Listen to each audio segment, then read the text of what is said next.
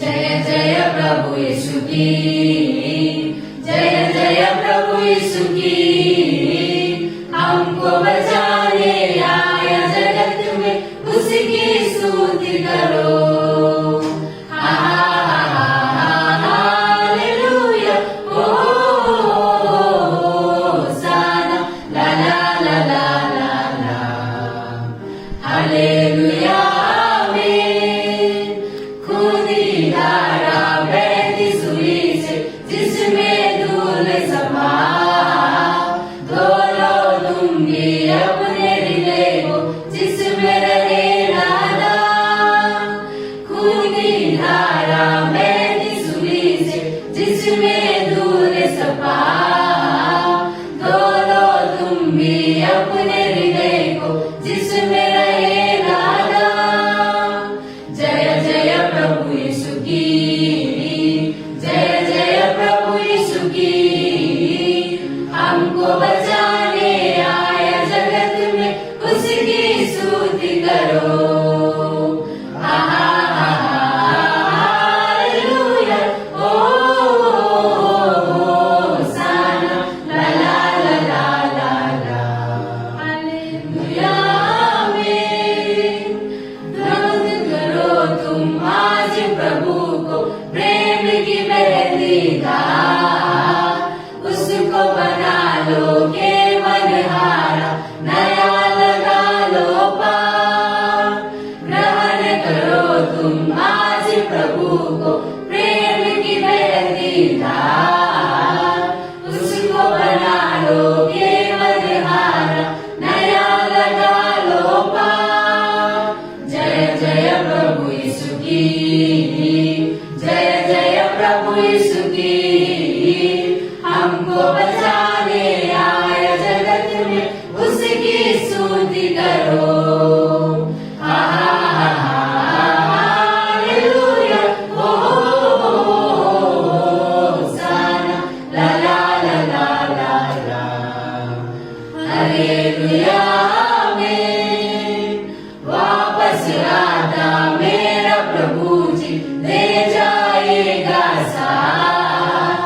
आशा मेरी अब तो यही है, चलो तुम मेरे साथ। वापस आता मेरा प्रभु जी, ले जाएगा साथ। आशा मेरी अब तो यही है, चलो तुम मेरे साथ। जय जय प्रभु यीशु की, जय जय प्रभु यीशु की। हमको बचाने आया जगत में, उसकी स्तुति करो। हालेलुया, ओ होसाना, ला ला ला ला ला ला। हालेलुया, आमीन।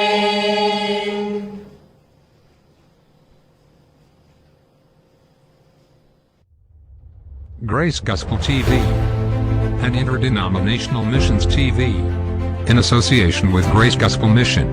By running this YouTube channel, we want to spread the true gospel of God.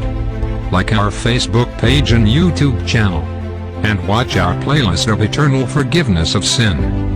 Thank you.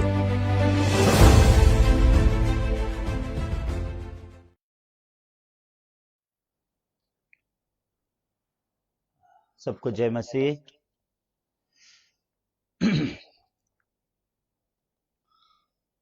आइए यूहन्ना उसका 8 अध्याय फिर से आज हम और देखेंगे। आज ये यूहन्ना के 8 अध्याय का आखिरी भाग हम पढ़ेंगे। यूहन्ना उसका 8 अध्याय 48 वचन से आज हम परमेश्वर का वचन पढ़ेंगे। John chapter 8 from verse 48। यह सुन यहूदियों ने उससे कहा, क्या हम ठीक नहीं कहते कि तू सामरी है और तुझ में दुष्टात्मा है? यीशु ने उत्तर दिया, मुझ में दुष्टात्मा नहीं, परंतु मैं अपने पिता का आदर करता हूँ और तुम मेरा निरादर करते हो। परंतु मैं अपनी प्रतिष्ठा नहीं चाहता हूँ, एक है जो चाहता है और न्याय करता है। मैं तुमसे सच सच कहता हूँ कि यदि कोई व्यक्ति मेरे वचन पर चलेगा तो अनंत काल तक मृत्यु को न देखेगा।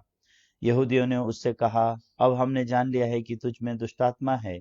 अब्राहम मर गया और भविष्यवक्ता भी मर गए, और तू कहता है कि यदि कोई मेरे वचन पर चलेगा तो अनंत काल तक मृत्यु का स्वाद न चखेगा। हमारा पिता अब्राहम तो मर गया, क्या तू उससे बड़ा है? और भविष्यवक्ता भी मर गए, तो क्या तू अपने आप को क्या ठहराता है?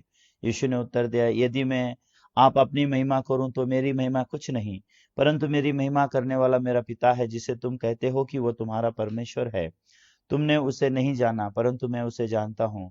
यदि मैं कहूँ कि मैं उसे नहीं जानता तो मैं तुम्हारी तरह झूठा ठहरूंगा, परंतु मैं उसे जानता हूँ और उसके वचन पर चलता हूँ। तुम्हारा पिता अब्राहम मेरा दिन देखने की आशा से बहुत मग्न था, और उसने देखा और आनंद किया। यहूदियों ने उसे कहा, अब तक तू 50 वर्ष का नहीं, फिर भी तूने अब्राहम को देखा है। यीशु ने उससे कहा, मैं तुमसे सच सच कहता हूँ कि इससे पहले कि अब्राहम उत्पन्न हुआ, मैं हूँ। तब उन्होंने उसे मारने के लिए पत्थर उठाया, परंतु यीशु छुपकर मंदिर में से निकल गया। तो आ, मैं बहुत धन्यवादित हूँ आप लोग के साथ परमेश्वर के वचन के सहभागिता करते हुए। इन दिनों में परमेश्वर ने हमें बहुत सारे सुसमाचार के काम दिए हैं, तो बहुत सारे प्रोग्राम हैं, तो हम निरंतर परमेश्वर के वचन को बांट रहे हैं। और थोड़ा भी समय नहीं है अपने सोच में गिरने के लिए, थोड़ा भी समय नहीं है अपने सोच के साथ समय बिताने के लिए। और परमेश्वर ने सारा समय परमेश्वर के वचन के साथ बांटने के लिए, फेलोशिप करने के लिए, दूसरे पास्टर लोगों के साथ बात करने के लिए, और अलग अलग प्रकार के लीडर्स मीटिंग, यूथ मीटिंग, इन सब चीज़ों के द्वारा सच में परमेश्वर हमें बहुत ही सुंदर समय दे रहे हैं। इसके लिए मैं बहुत ही धन्यवादित हूँ। तो मैं आशा करता हूँ कि आप भी इस यूहन्ना की पुस्तक को पढ़कर और यूहन्ना की पुस्तक को सुनकर और उसके साथ में अपने मन को देखकर कैसे इंसान का मन है और कैसे परमेश्वर का मन है, इस मन का भेद आप समझ पा रहे हैं, मैं ऐसा आशा करता हूँ। तो मैं आशा करता हूँ कि अगर आप सच में इस पुस्तक को पढ़ते हुए और आप समझ रहे हैं, तो मैं आशा करता हूँ कि आप लोग कमेंट्स भी कीजिए, और आप एक दूसरे के साथ में और बातें भी कर सकते हैं, और कुछ बातें हैं जो नहीं समझ में आ रहे, इसके बारे में भी बातें किया जा सकता है। मैं आशा करता हूँ परमेश्वर का वचन को आप खुले मन से सुनेंगे, और जैसे जैसे आप परमेश्वर के वचन को सुन रहे हैं और जैसे जैसे आप परमेश्वर के वचन को समझ रहे हैं, आप अपने साथ में दूसरे लोगों के साथ भी इन वचनों को बांटिए। और सच्चाई में पाप क्षमा का रहस्य क्या है, और नए सिरे से जन्म पाना मतलब क्या है, स्वर्ग के राज्य में जाना मतलब क्या है, परमेश्वर के साथ एक होकर के जीना मतलब क्या है। मैं सच में आशा करता हूँ कि ये सब चीजें एक एक करके आपके मन में साफ हो जाएं, और आपके मन को परमेश्वर का वचन की अगुवाई मिले। तो यूहन्ना की पुस्तक में जब हम देख रहे हैं शुरू से लेकर अब तक, यहाँ यूहन्ना के 8 अध्याय के ये आखिरी भाग में भी हम देख रहे हैं कैसे यहूदियों का मन निरंतर प्रभु यीशु मसीह से लड़ रहा है। तो क्या कारण है कि लोग हमेशा परमेश्वर के वचन से लड़ रहे हैं? ये सिर्फ यहाँ पे ऐसा नहीं है, हर समय में यही हालात है, हर समय में यही हालात है। तो लेकिन एक चीज जरूरी है, वो क्या है?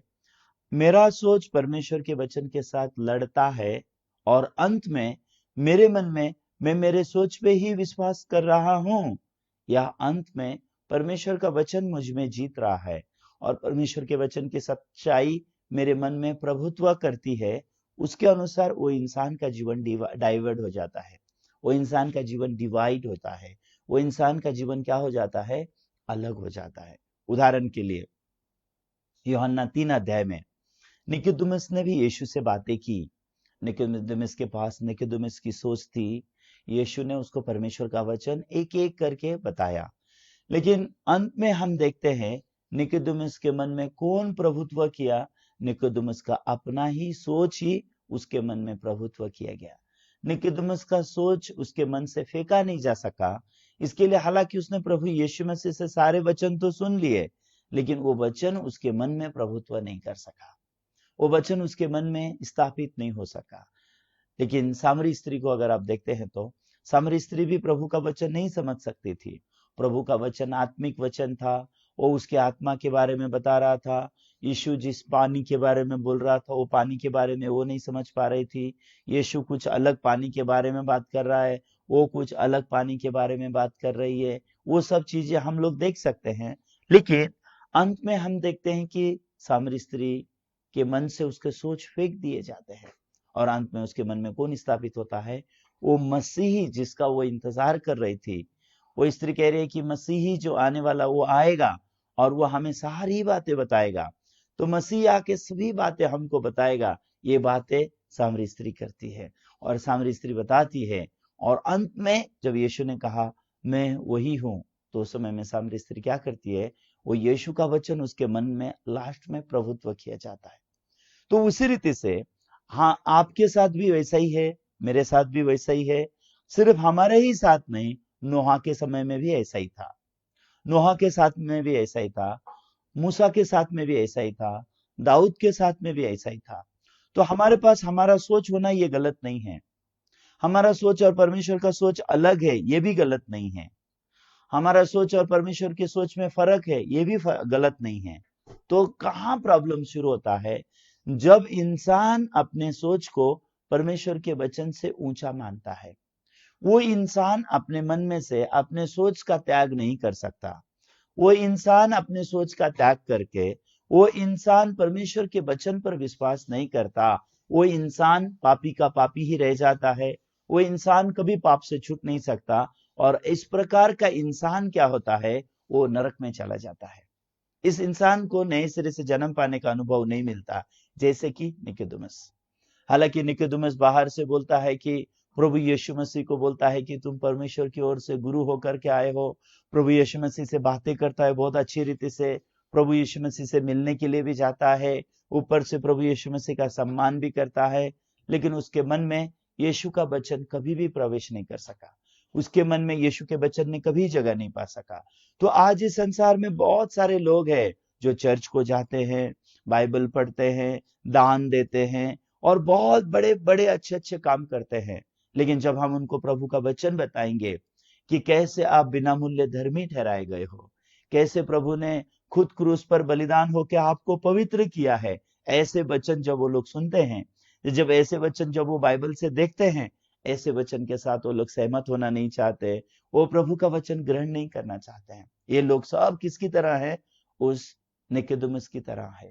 बाहरी रूप से चर्च जाना, बाहरी रूप से परमेश्वर की सेवा करना, बाहरी रूप से परमेश्वर को दान और दशमांश देना और परमेश्वर की सेवा करता हुआ खुद को प्रकट करना, खुद को विश्वासी कहना, खुद को पास्टर कहना, खुद को मिशनरी कहना, खुद को परमेश्वर का दास कहना।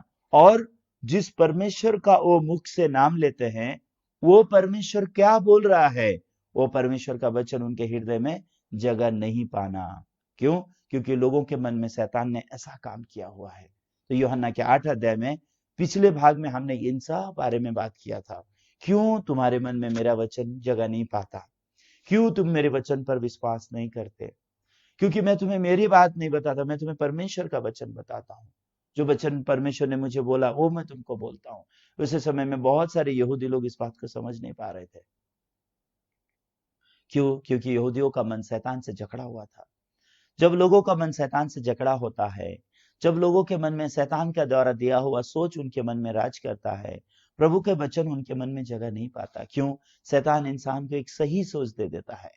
जैसे कि अगर आप मूसा के समय में भी देखोगे, नोहा के समय में भी देखोगे, नोहा के समय में भी अगर उत्पत्ति का 6 अध्याय अगर आप पढ़ोगे तो वहां आप देख सकते हो, परमेश्वर ने देखा कि मनुष्य के मन में से जो कुछ उत्पन्न होता है निरंतर बुरा उत्पन्न होता है। तो जब परमेश्वर ने मनुष्य को देखा, मनुष्य के मन में से जो कुछ उत्पन्न होता है वो निरंतर बुरा उत्पन्न होता है। तो उस समय में परमेश्वर ने क्या किया? परमेश्वर ने अपने मन में निर्णय किया कि मैं मनुष्य को जल प्रलय से नष्ट कर दूंगा, ये पृथ्वी को पूरा मैं नाश करूंगा, जो भी मैंने बनाया है सबको मैं नाश करूंगा। लेकिन उन दिनों में ऐसा कोई नहीं था जो परमेश्वर के वचन पर विश्वास करे। सिर्फ एक व्यक्ति था, वो था नोहा। नोहा ने परमेश्वर के वचन को अपने मन में विश्वास किया। हाँ, सच में मेरे मन से आने वाला सोच ये निरंतर बुरा है, परमेश्वर मुझे बना के बसाता है, तो परमेश्वर इस पृथ्वी को जल प्रलय से नाश करेगा। जब उसने परमेश्वर के वचन पर विश्वास किया, परमेश्वर ने देखा कि ये बंदा मेरे वचन पर विश्वास करता है, तो परमेश्वर ने उसको अनुग्रह दिया। तो परमेश्वर के वचन पर विश्वास करने से एक इंसान अनुग्रह पाता है। परमेश्वर के वचन पर अब्राहम ने जब नोहा ने जब विश्वास किया, नोहा ने अनुग्रह पाया, नोहा धर्मी ठहरा। तो बाइबल में एक पापी को धर्मी बनने का जगह भी है। बाइबल में लिखा है अब्राहम ने जब परमेश्वर के वचन पर विश्वास किया तो क्या कहा गया है? Abraham believe in God and that faith count as a righteousness. Abraham ने परमेश्वर पर विश्वास किया और उसके उस विश्वास को परमेश्वर ने क्या कहा, धार्मिकता गिना, ऐसे लिखा हुआ है। तो बहुत सारे लोग नहीं जानते हैं कैसे एक पापी धर्मी बनता है, धार्मिकता कैसे मिलती है, और उन लोगों को नहीं मालूम बच कैसे जाया जाता है, इंसान का उद्धार कैसे पाया जाता है, बचते कैसे है। नोहा और उसका परिवार कैसे बचा, सेम तरीका। नोहा ने, परमेश्वर ने जो भी वचन कहे उस वचन पर नोहा ने क्या किया, विश्वास किया। अगर आज भी आप परमेश्वर के वचन पर विश्वास करोगे तो आप धर्मी बन जाओगे। क्यों? क्योंकि बाइबल में लिखा है कि यीशु क्रूस पर मर के उसने आपको क्या किया है, आपके पाप को खत्म कर दिया, उसने आपको धर्मी और पवित्र कर दिया। तो लोग क्यों परमेश्वर के वचन पर विश्वास नहीं करते? क्योंकि उनके मन में वो शैतान के दिए हुए सोच पर विश्वास कर रहे हैं, इसलिए वो वचन पर विश्वास नहीं कर सकते हैं कि वो लोग पवित्र लोग हैं। वो वचन पर विश्वास नहीं कर सकते हैं कि वो लोग धर्मी लोग हैं। वो वचन पर विश्वास नहीं कर सकते हैं कि वो लोग पवित्र किए गए लोग हैं। वो लोग परमेश्वर के वचन पर विश्वास नहीं कर सकते। और लोग सोचते हैं कि मैं सही हूं, मैं पाप करता हूं, मैं कैसे कहूं खुद को कि मैं धर्मी हूं, मैं पाप करता हूं, मैं खुद को कैसे कहूं कि मैं पवित्र हूं। हालांकि वचन में लिखा है इब्रानियों 10 अध्याय 10 वचन में कि यीशु मसीह के देह के एक ही बार बलिदान चढ़ाए जाने के द्वारा हम पवित्र किए गए हैं। ये मानना कितना आसान है, ये विश्वास करना कितना आसान है। मैंने पाप नहीं किया इसके लिए मैं पवित्र नहीं हूं, मैंने अच्छे काम किए इसके लिए मैं पवित्र नहीं हूं। हाँ, मैंने पाप किया, मैंने व्यवस्था को तोड़ा, मैं परमेश्वर के वचन के अनुसार नहीं चला, क्योंकि मैं पाप में जन्मा और पाप के द्वारा मैंने धोखा खा के मेरे जीवन को जिया। लेकिन मुझ जैसे धोखा खाए हुए इंसान को परमेश्वर ने उस शैतान से बचाने के लिए, उस पाप से बचाने के लिए परमेश्वर ने अपने इकलौते बेटे यीशु को भेजा, और यीशु ने मेरे पाप को क्रूस पर खत्म किया। यीशु ने मेरे पाप को क्रूस पर अपने लहू से धोया। लेकिन जब आज लोग उस यीशु पर विश्वास नहीं करते हैं और वो अपने मन में शैतान के दिए हुए सोच पर भरोसा करते हैं, सब लोग कहते हैं मैं पापी हूं, मैं मरने तक पापी ही रहूंगा। लेकिन बाहर से अगर उनको देखोगे तो चर्च जाने वाले लोग हैं, उनके पास डिग्री है, पास्टर का, बिशप का, एल्डर का, ऐसे डिग्री लेके बैठे हुए लोग हैं। लेकिन वो अपने मन में क्या विश्वास करते हैं, मैं नहीं पापी ही रहूंगा, मरने के दिन तक मैं पापी ही रहूंगा। क्यों लोग ऐसा विश्वास करते हैं? क्योंकि वो लोग ने कभी अपना इनकार नहीं किया। तो बाइबल में लिखा है जब तक तुम अपना इनकार नहीं करोगे मेरे पीछे नहीं आ सकते। तो खुद का इनकार करना से ही हम प्रभु के वचन को विश्वास कर सकते हैं, उसके वचन के साथ एक हो सकते हैं। तो बाइबल में साफ रीति से लिखा हुआ है, लेकिन लिखी हुई बातें लोगों के मन में विश्वास नहीं की जा रही है। लेकिन नोहा ने कैसे किया? नोहा ने परमेश्वर के वचन पर विश्वास किया। जो परमेश्वर ने देखा नोहा परमेश्वर के वचन पर विश्वास करता है, परमेश्वर ने नोहा को धार्मिक कहा, परमेश्वर ने नोहा को क्या कहा, वो अनुग्रह दिया। उसके बाद नोहा क्या करने लगा? परमेश्वर के साथ चलने लगा। तो उन दिनों में परमेश्वर ने नोहा से कहा, नोहा मेरे सामने इस पृथ्वी को नाश करने का समय आ गया है, अभी तुम अपने और अपने परिवार के लिए जहाज बनाओ। 120 साल तक नोहा परमेश्वर के वचन की अगुवाई के द्वारा वो क्या कर रहा था? वो जहाज बना रहा था अपने और अपने परिवार के बचने के लिए। तो लोग जो परमेश्वर के वचन पर विश्वास करते हैं, वो लोग इस संसार को दोषी ठहराते हैं। वो लोग जो परमेश्वर के वचन पर विश्वास करते हैं, वो लोग इस संसार के साथ एक नहीं होते। वो लोग सच में प्रभु यीशु मसीह के साथ एक होने वाले लोग, जो परमेश्वर के वचन में एक होने वाले लोग, वो लोग जो परमेश्वर के द्वारा उद्धार को पाने वाले लोग, इन लोगों को अगर आप सटीकता से देखोगे तो आप पा पाओगे कि उनका मन कैसे परमेश्वर के साथ एक है। लेकिन दूसरे निकोदेमुस की तरह बाहर से बहुत अच्छा से चोगा पहनते हैं, धर्मगुरु होने का दिखावा करते हैं, वो अपने आप को इजरायलियों का गुरु दिखाते हैं, फरीसियों का सरदार दिखाते हैं। लेकिन जब प्रभु का वचन सुनते हैं, वो वचन उनके मन में नहीं जाता। वो क्या बोलता है? कैसे इंसान नए सिरे से जन्म पाएगा? क्या माँ के गर्भ में वापस जाएगा? ऐसी बातें उन लोगों के मुख से निकलती है। तो जब आज लोगों को प्रचार किया जाता है कि कैसे यीशु मसीह क्रूस पर बलिदान होकर तुमको पवित्र किए हैं, कैसे यीशु मसीह ने क्रूस पर तुम्हारे पाप खत्म किए हैं, ऐसी बात जब लोग सुनते हैं, वो लोग क्या बोलते पता है आपको? कैसे क्या एक पापी इंसान पवित्र हो सकता है? हालांकि बाइबल में परमेश्वर ने सटीकता से कहा यीशु मसीह क्रूस पर बलिदान होने के द्वारा तुमको पवित्र किया गया। लेकिन लोग इस वचन को स्वीकार नहीं करना चाहते हैं, लोग इस बात को नहीं मानना चाहते हैं, और लोग अपना ही सोच को क्या करते हैं? इंसिस्ट कर रहे हैं। किसकी तरह? इस यहूदियों की तरह। तो जब प्रभु यीशु मसीह यहूदियों में आए, तो प्रभु यीशु मसीह ने सुसमाचार का प्रचार कहां से शुरू किया? यहूदियों से शुरू किया। यहूदिया, सामरिया और ऐसे करके परमेश्वर क्या करना चाहता था, यरूशलेम, यहूदिया, सामरिया और जगत के छोर तक ये सुसमाचार को प्रचार किया जाना था। तो ये सुसमाचार जगत के छोर तक प्रचार किया जाता है। ये सुसमाचार परमेश्वर जगत के छोर तक, आज आप जगत के छोर में हो, आज परमेश्वर आपको ये सुसमाचार देता है। वो क्या सुसमाचार है? यीशु मसीह के शरीर के एक बार बलिदान चढ़ाए जाने के द्वारा परमेश्वर ने तुमको पवित्र किया है। लेकिन आज लोग क्या बोलते हैं, हम यीशु पर विश्वास करते हैं, परमेश्वर पर विश्वास करते हैं, फिर क्यों वो लोग यीशु पर विश्वास नहीं कर पा रहे? उसका कारण क्या है? वो लोग ने कभी परमेश्वर पर विश्वास किया ही नहीं है। परमेश्वर पर विश्वास करना मतलब है उसके वचन पर विश्वास करना। लेकिन वो लोग ने परमेश्वर पर विश्वास नहीं किया है। लेकिन बस उनको ये सोच है कि वो परमेश्वर पर विश्वास करते हैं। क्यों? क्योंकि वो यहूदियों में जन्मे हैं, अब्राहम के वंश से जन्मे हैं, वो लोग सिनागोग को जाते हैं, वो परमेश्वर का नाम लेते हैं और परमेश्वर को दान दशमांश देते हैं और वो लोग अच्छे अच्छे काम करते हैं। ऐसे सोचते हैं कि वो लोग परमेश्वर पर विश्वास करते हैं। तो इसलिए यीशु ने पूछा, अगर अब्राहम तुम्हारा पिता होता तो तुम अब्राहम के समान काम करते। अगर परमेश्वर तुम्हारा पिता होता तो तुम मुझे प्यार करते, तुम मुझे स्वीकार करते, क्योंकि मैं परमेश्वर के द्वारा भेजा गया हूं। कितनी बार यीशु ने उनका मन प्रकट किया कि वो लोग यीशु परमेश्वर पर विश्वास नहीं कर रहे हैं। उन लोग का विश्वास अब्राहम के विश्वास से अलग है, उनका विश्वास परमेश्वर पर नहीं है। ऐसे यीशु ने यहूदियों को बहुत बार प्रकट किया, लेकिन यहूदी लोग इस बात को समझ ही नहीं पा रहे, कंटिन्यू लड़ाई कर रहे।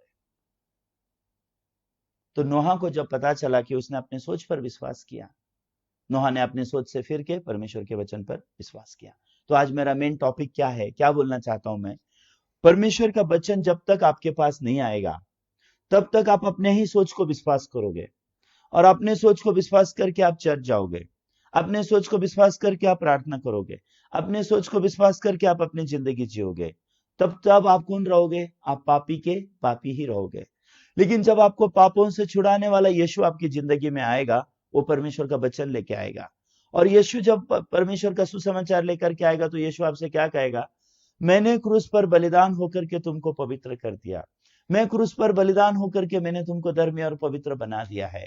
तो जब आप ये वचन को सुनोगे, उस समय में आपका सोच खड़ा होगा और परमेश्वर का वचन भी होगा। आपका सोच आपको कहता है तू पापी है, परमेश्वर का वचन आपको कहता है कि तू पवित्र है। आपका सोच आपको कहता है कि नहीं तू पापी ही है, परमेश्वर का वचन कहता है कि तू पवित्र है। तो आप अपने मन में किसको विश्वास करोगे, उसके अनुसार आपके मन में विश्वास होगा। अगर आप अपने सोच को परमेश्वर के वचन के आगे फेंक दोगे, ये जान करके कि ये झूठे मनुष्य का सोच है, ये जान कर कि मैं जो इंसान जो पाप करता है वो पापी का सोच है, ये इंसान जो झूठा है वो झूठे का सोच है, ये पापी सोच, ये झूठा सोच, मैं इसको विश्वास नहीं करूंगा। और परमेश्वर का वचन, यीशु का वचन जो सत्य वचन है, जो परमेश्वर का वचन पवित्र वचन है, वो वचन को मैं स्वीकार करूंगा। मेरा सोच कहता है मैं पापी हूं, परमेश्वर का वचन कहता है मैं पवित्र हूं। मैं मेरे सोच को फेंक के मैं परमेश्वर के वचन को ग्रहण करता हूं। इसको बाइबल में विश्वास कहा गया है। लेकिन जो लोग सोच से ही जीते हैं, उनके जिंदगी में भी परमेश्वर का वचन आता है।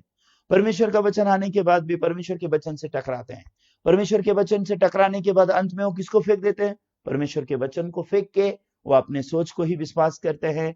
ये लोग पापी के पापी ही रह जाते हैं। वो पूरी जिंदगी चर्च जाके भी वो पापी है, वो बपतिस्मा लेके भी वो पापी है, वो एल्डर बन के भी पापी है, वो डिक्कन बन के भी पापी है, वो मिशनरी बन के भी पापी है, वो पास्टर बन के भी पापी है। वो पाप से क्यों नहीं छूट रहा है? क्योंकि वो अपने सोच से नहीं छूट रहा है, उसकी सोच से वो छूट नहीं पा रहा है। क्यों वो अपने सोच से छूट नहीं पा रहा है? क्योंकि लगता है कि वो सोच उसका है। लेकिन अगर आप बाइबल को सटीकता से देखोगे तो यहूदा के मन में सोच डालने वाला कौन था? वो शैतान था। शैतान ने यहूदा के मन में सोच डाला कि यीशु को बेच दे। ये सोच शैतान का दिया हुआ यहूदा के मन में था। लेकिन यहूदा को लगा ये मेरा सोच है, इसलिए उसने स्ट्रांगली विश्वास किया। हम क्यों अपने सोच पर विश्वास करते हैं, हालांकि बाइबल में परमेश्वर ने कहा है कि मेरा सोच तुम्हारा सोच नहीं है? आइए यशायाह पुस्तक को एक बार देखेंगे, वहां पे क्या परमेश्वर कहते हैं।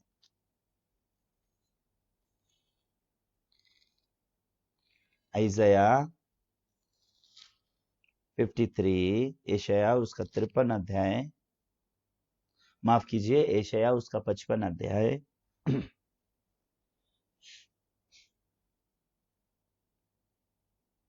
उसके 8 वचन में लिखा है, क्योंकि यहोवा कहता है मेरे विचार और तुम्हारे विचार एक समान नहीं है, ना तुम्हारी गति और ना मेरी गति एक सी है।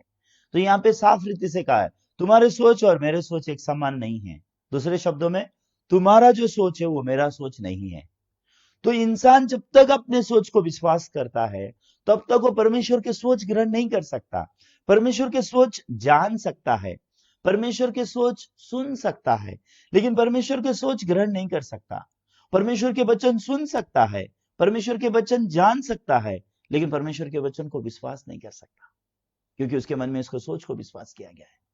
एक बार जॉन वेस्ली नाम के बहुत बड़े परमेश्वर के दास हुआ करते थे एक समय में। ये दास पास्टर थे, मिशनरी बन के गए। एक बार उनको किसी ने पूछ लिया, आप यीशु को जानते हो? तो उन्होंने उत्तर दिया, यीशु इस जगत के उद्धार करता है, इस जगत के मुक्तिदाता है। तो उनको उस व्यक्ति ने पूछ लिया, उस जगत के उद्धारकर्ता ने, उस मुक्तिदाता ने आपको उद्धार दिया है क्या, या आप अभी भी पापी हो? उसने आपको धर्मी बना दिया या आप अभी भी पाप में हो? उसने आपको पाप से बचा लिया या अभी भी आप पाप में हो? हालांकि उस समय में जॉन वेस्ली पास्टर थे, मिशनरी थे, लेकिन जॉन वेस्ली इस सवाल का उत्तर नहीं दे सकते थे। क्यों? ज्ञान से जानते थे कि यीशु हमें हमारे पापों से छुड़ाता है, लेकिन उनके मन में वो पाप से छूटे हुए नहीं थे, वो नए सिरे से जन्म पाए हुए नहीं थे। वो उस सवाल का उत्तर नहीं दे सके। ये उनका आत्मिक जीवन का सबसे पहला झटका था जो उनके दिल में लगा। उसके बाद वो अपने मिशन फील्ड में फेल होने के बाद जब वो वापस आए अपने देश, उस समय में उन्होंने परमेश्वर का सुसमाचार सुना कि कैसे रोमियो की पुस्तक में लिखा है कि धर्मी जन विश्वास से जिएगा। तो उनको वो दिन वचन सुन के क्या पता चला, मुझे धर्मी होना नहीं है, परमेश्वर ने पहले ही मुझे धर्मी बनाया है। जिस दिन यीशु मसीह क्रूस पर मरा उस दिन मेरे पाप के सजा खत्म हो गई। जिस दिन यीशु मसीह ने अपना लहू क्रूस पर बहाया उसी दिन मेरे पाप धो दिए, और मुझ पापी को परमेश्वर ने क्या बना दिया है? धर्मी बना दिया है। ये वचन को तो जाना, लेकिन उन्होंने विश्वास नहीं किया, और वो जा करके जेल में किसी एक ऐसे कैदी को प्रचार कर दिया जो कैदी को क्या होने वाला है? फांसी की सजा होने वाली है, और फांसी की सजा हो गई है और फांसी में लटकना है बाकी। वो कैदी को वो सुसमाचार सुना दिया, जो उन्होंने सुना था वो सुना दिया। वो कैदी born again हो गया। कैदी ने उद्धार पा लिया। कैदी ने जाना कि मेरे पाप की सजा यीशु ने खत्म कर दी और मैं अब पापी नहीं, मैं धर्मी हूं। तो कैदी के पास, जो अभी थोड़ी देर के बाद फांसी लगा के मरने वाला है, उसके मन में विश्वास था स्वर्ग जाने के लिए, तो उसको फांसी के फंदे में ले गया गया और उसको फांसी लगा दिया गया। ऐसे समय में वो मरने वाले इंसान के चेहरे में जो शांति थी, वो शांति को देख के जॉन वेस्ली बहुत हैरान हो गए। ऐसे कैसे एक इंसान मरते समय ऐसे शांति रह सकता है? उसके बाद जब वो वापस आए, थोड़े समय के बाद परमेश्वर के अनुग्रह के द्वारा जॉन वेस्ली सत्य को स्वीकार कर पाए कि हाँ, सच में मैं और पापी ना रहा, मैं बिना मूल्य धर्मी हूं। मैंने क्यों अभी तक अपने आप को पापी कहा? क्योंकि मैंने मेरे पाप का मूल्य नहीं दिया।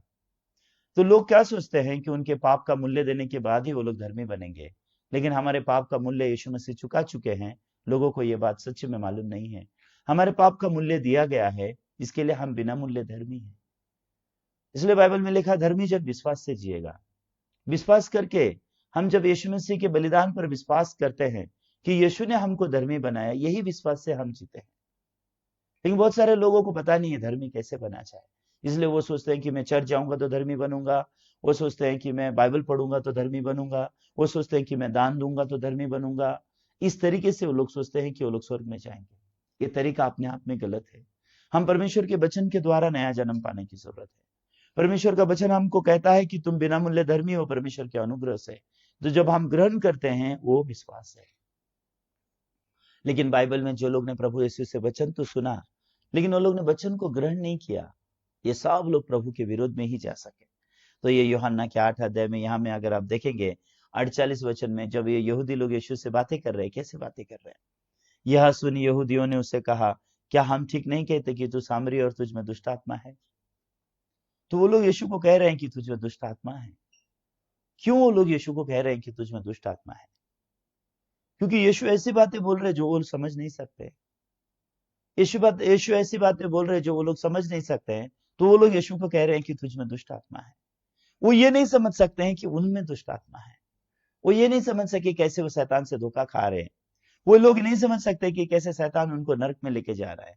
यीशु कैसे उनको उद्धार देने के लिए, उनको स्वर्ग देने के लिए आया, सच्ची में वो लोग समझ नहीं सकते हैं।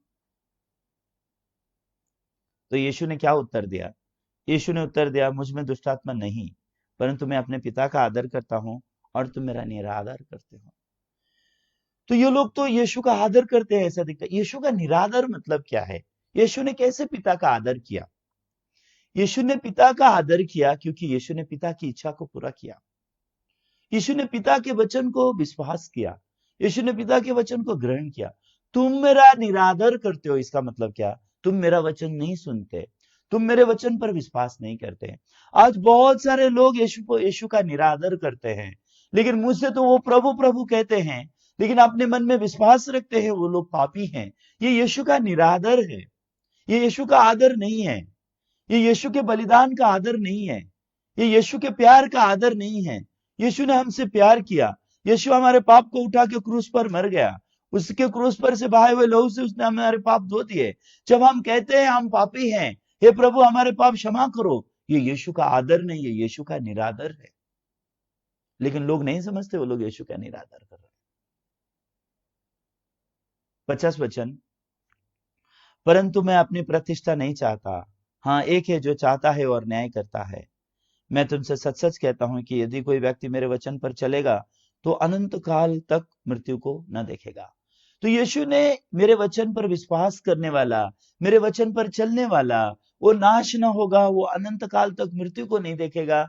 ऐसे वचन जब बताते समय ये लोग, यहूदी लोग क्या उत्तर दे रहे? 52 में देखेंगे तो यहूदियों ने उससे कहा, अब हमने जान लिया कि तुझ में दुष्टात्मा है। अब्राहम मर गया, भविष्यवक्ता भी मर गया, और तू कहता है कि यदि कोई मेरे वचन पर चलेगा तो वो अनंत काल तक मृत्यु का स्वाद नहीं चखेगा। अभी यीशु जो बोल रहे हैं, ये अनंत काल तक मृत्यु का स्वाद नहीं चखेगा, ये मतलब क्या है? ये अनंतकालीन जीवन के बारे में बोल रहे हैं। वो इंसान अनंत काल के नरक में नहीं जाएगा, उसके बारे में बोल रहे हैं। लेकिन ये लोग, यहूदी लोग क्या समझ रहे हैं? ये शरीर की मृत्यु के बारे में सोच रहे हैं। तो अगर परमेश्वर के वचन को अगर आप जोड़ के देखेंगे तो बाइबल में लिखा है कि मनुष्य का एक बार मरना निश्चित है। आइए इब्रानियों में देखेंगे, इब्रानियों पुस्तक,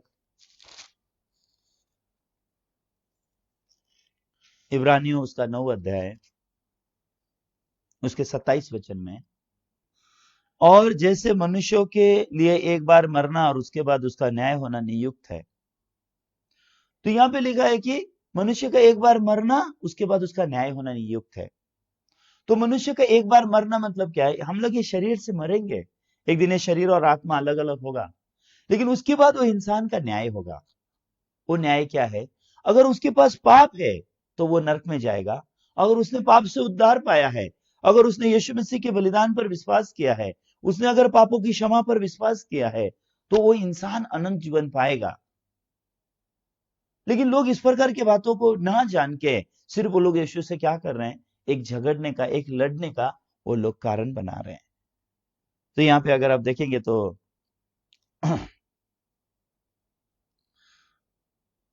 54 में देखेंगे, यीशु ने उत्तर दिया, यदि मैं आप अपनी महिमा करूं तो मेरी महिमा कुछ नहीं, परंतु मेरी महिमा करने वाला मेरा पिता है, जिसे तुम कहते हो कि वो तुम्हारा परमेश्वर है। यहाँ पे 54 वचन में ये लोग परमेश्वर को अपना परमेश्वर बोलते हैं, लेकिन ये परमेश्वर यीशु का पिता है।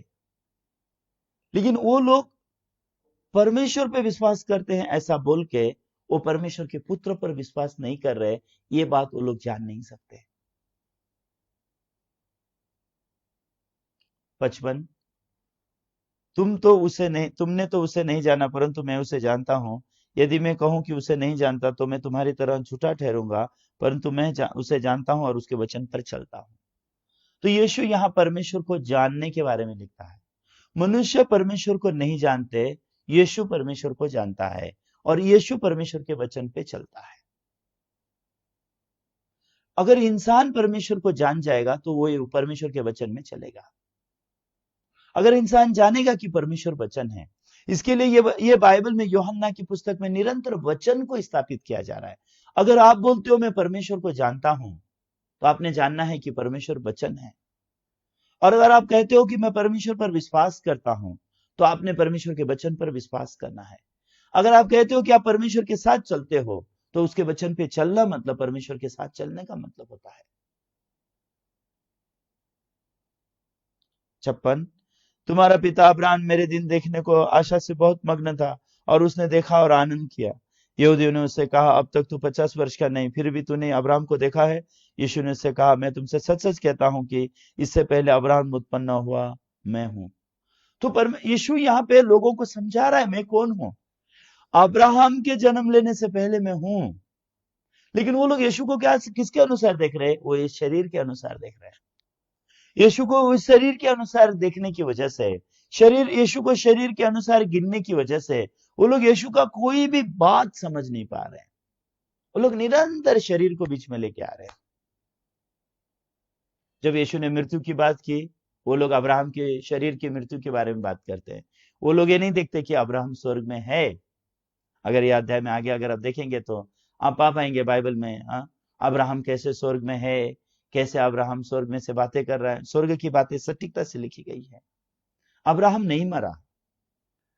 हालांकि अब्राहम इस शरीर से तो छुटकारा पाया, लेकिन अब्राहम का आत्मा नाश नहीं हुआ। अब्राहम स्वर्ग में है। तो अब्राहम स्वर्ग में है।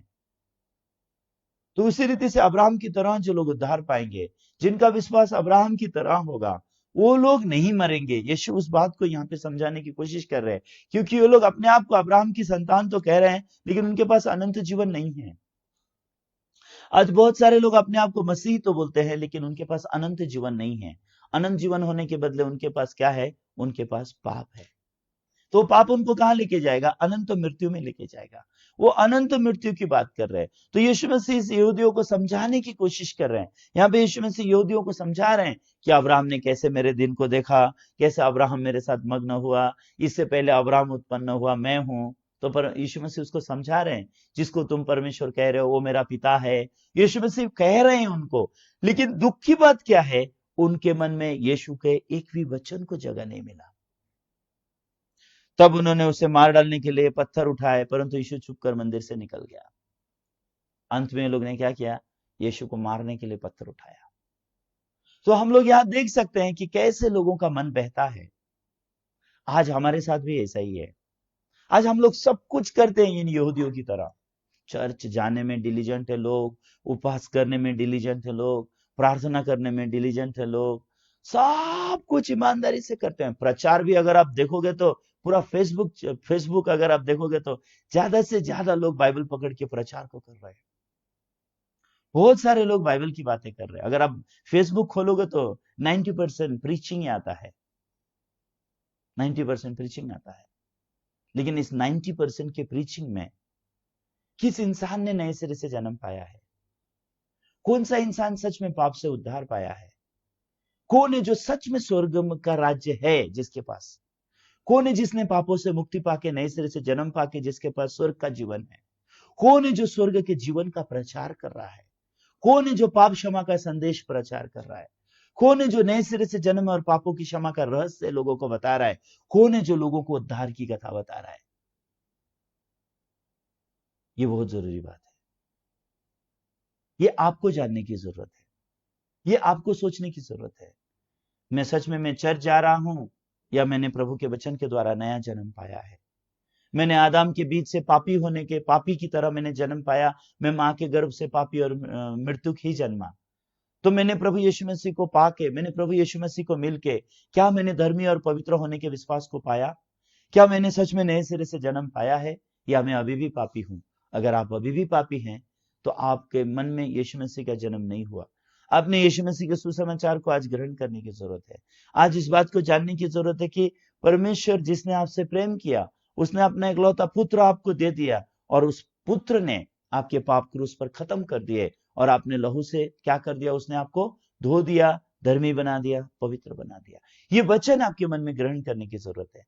आप परमेश्वर के वचन को अपने मन से फेंकिए मत, इन यहूदियों की तरह, शास्त्रियों की तरह, फरीसियों की तरह।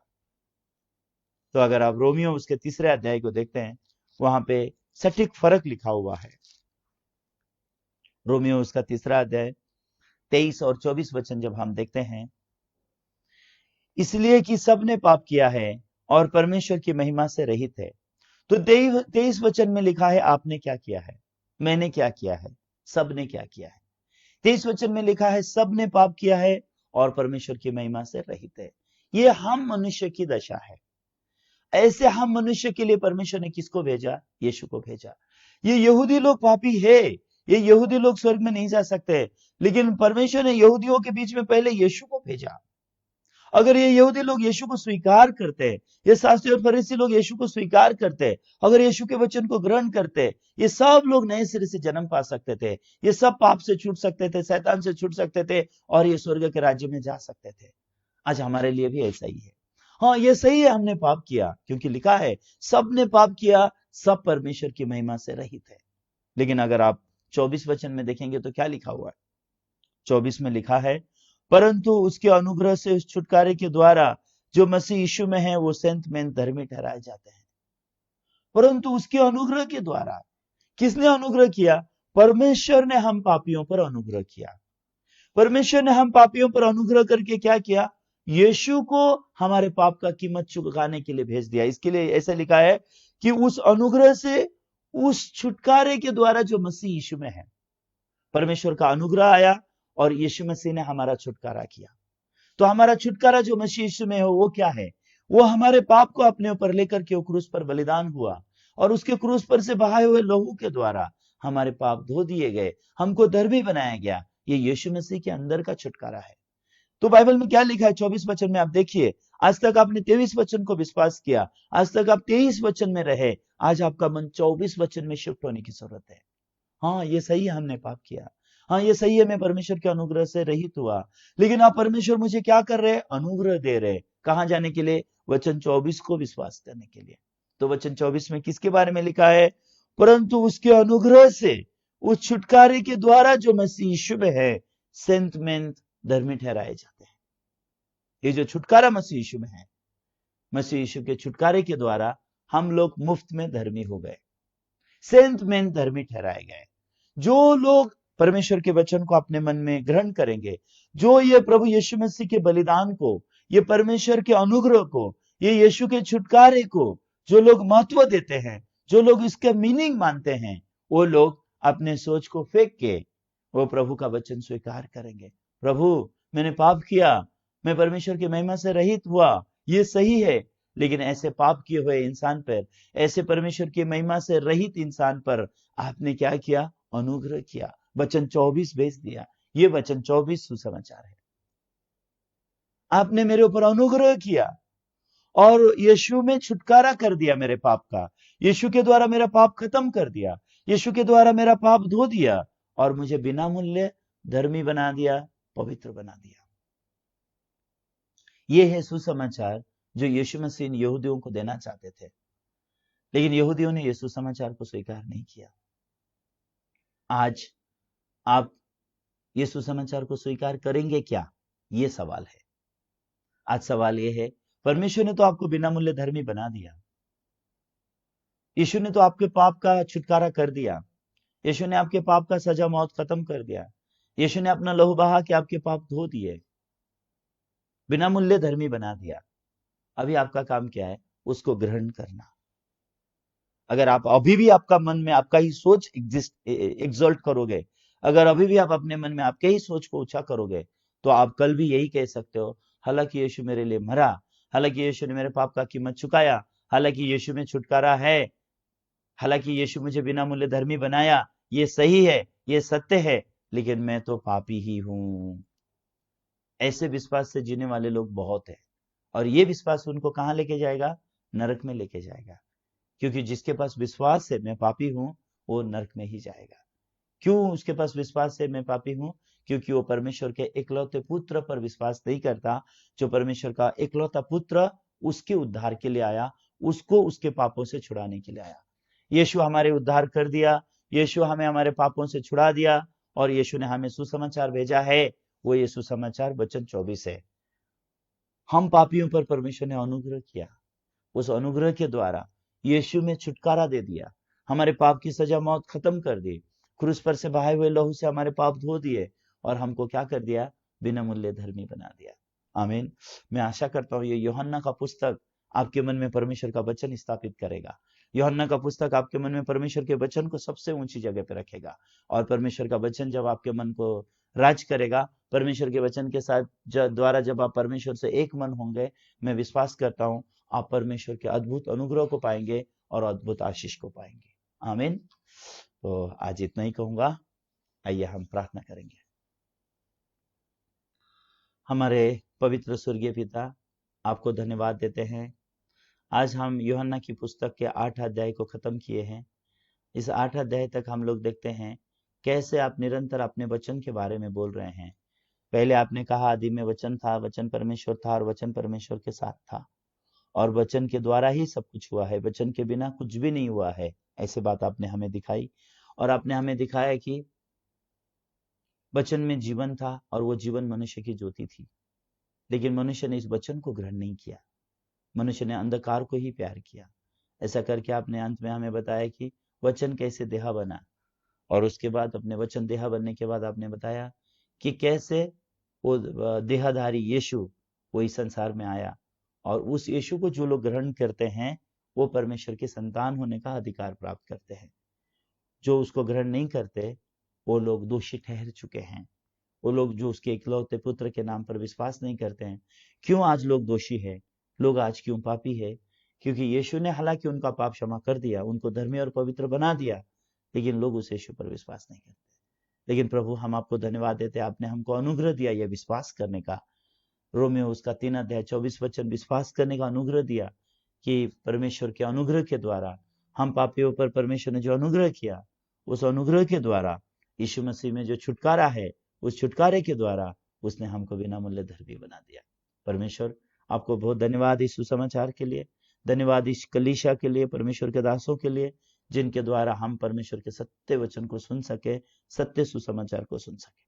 तो इस बार इस फेसबुक और यूट्यूब ऑनलाइन के द्वारा जो लोग सच में सुसमाचार को सुन रहे हैं, उनके मन में सुसमाचार को ग्रहण करने का अनुग्रह आप दीजिए और उनको कलीसिया से और आपके सच्चे दासों से जोड़ दीजिए, ताकि वो लोग जब तक इस पृथ्वी पे हैं वो लोग एक सच्चा आत्मिक जीवन जी सके।